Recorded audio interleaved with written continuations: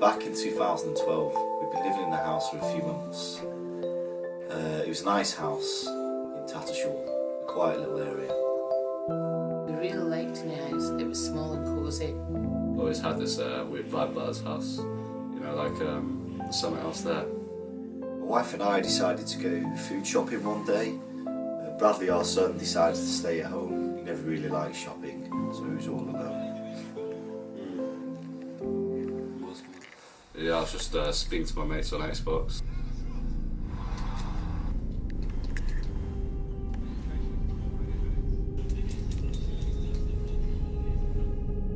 I heard this really loud thumping sound from downstairs.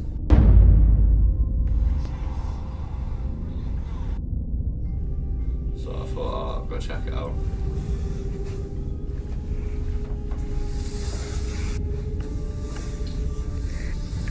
So as I'm going downstairs, I feel this cold wind pass my face, so I thought, a bit weird, but I'll shake it off. Maybe a window could have created the draft or something. So I'm checking through all the rooms, see if anything's broken, or see what could have made the sound.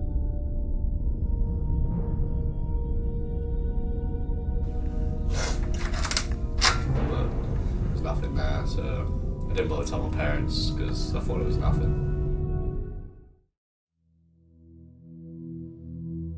It was a Saturday morning. I was on my own as Jason and Bradley were at rugby. I was just doing some housework.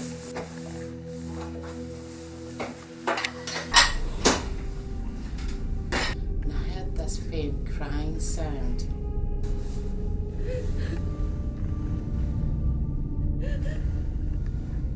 It sounded like it was coming from the room under the stairs. Hello? Hello, who's there? Hello? Hello, is anybody there? I go to open the door when I feel this cold breeze on my face and then a bang from upstairs. I had no idea what was going on, but I didn't like it.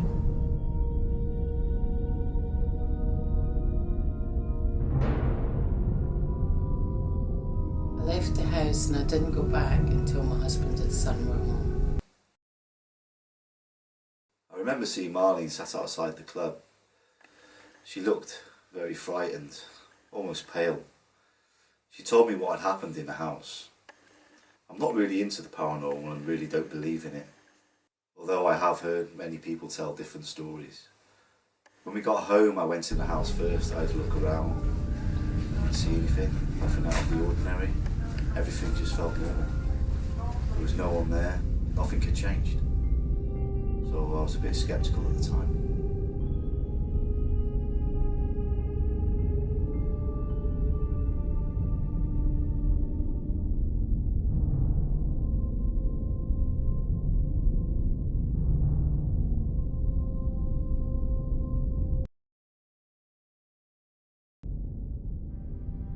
It was late, so I decided to go to bed. Later on that night, I remember waking up with this weird burning sensation on my hands, like on my wrist. So I woke up and turned the light on as quick as I could, and I seen these 3 like red marks on my wrist. And then my door just slammed shut and the lights turned off.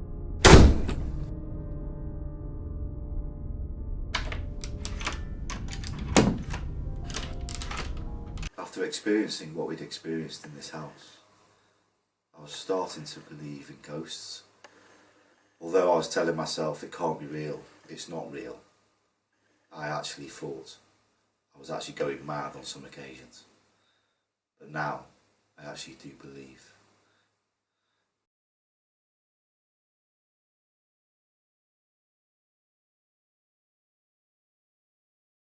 It was a normal night. Myself, my wife and Bradley were sitting down watching TV. It was around 10 o'clock, 10:30, and I heard the piano playing underneath the stairs. What was that? That was unusual because all 3 of us were sitting in the living room. I got up to see what was going on. Exactly at the moment as I got to the door, I heard a high-pitching scream, and then all the lights went out. This wasn't right. This was my home. Something was going on and I needed to take control of this. Because I thought at the time that something was taking over my house. I grabbed hold of the door handle to open the door to see what was going on.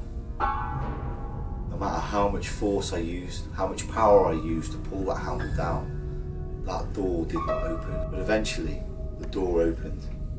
When I opened it, I expected to see something inside. There was nothing there. No change. The piano lid was down, as if nobody had actually played that piano at all. It was bizarre. I decided to do some research on the house to see if anything had happened that we hadn't been told about. I remember searching for a few hours when I came across this article.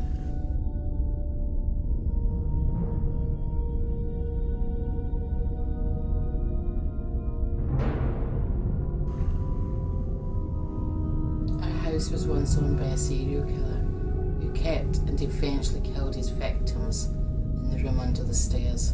Jace! Jason! Jace!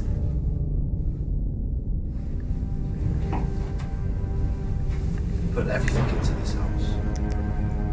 We weren't really sure what to do that night.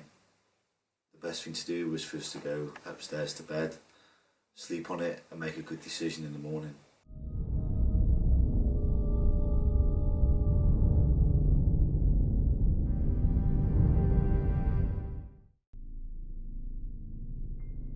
It must have been 3:30 a.m.